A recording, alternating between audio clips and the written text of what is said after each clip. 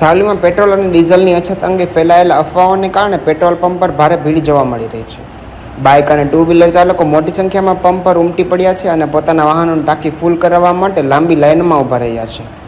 ગરમી વચ્ચે લોકો કલાકો સુધી રાહ જોતા જોવા મળ્યા છે, જેના કારણે પંપ પર અવ્યવસ્થા જેવી સ્થિતિ સર્જાઈ છે. અફવાઓના કારણે અચાનક માંગમાં વધારો થતાં પંપ પર દોડધામ મચી ગઈ છે. જોકે રાજ્ય સરકાર દ્વારા સ્પષ્ટ કરવામાં આવી છે કે પેટ્રોલ અને ડીઝલનો પૂરતો જથ્થો ઉપલબ્ધ છે અને કોઈ અછત નથી. નાયબ મુખ્યમંત્રી દ્વારા પણ લોકોને અફવાઓ પર વિશ્વાસ ન કરવા અને શાંતિ જાળવવા અપીલ કરવામાં આવી છે.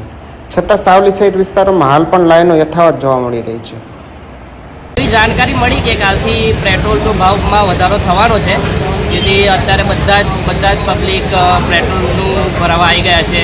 વધારે જોબ જવાનું હોય છે. જેવી રીતે મારે કોલેજ ચાલુ છે, બરાબર છે, તો મારા ગામથી મારી કોલેજ 22-25 કિલોમીટર દૂર હોય છે, તો રોજ અપડાઉન કરતો હોય છે. તો કાલથી જે ભાવ વધારો થવાનો છે એમાં પ્રોબ્લેમ ના પડે એટલે આજે ફૂલ કરાવી દઈએ, પછી જોઈએ હવે કાલે શું થાય છે.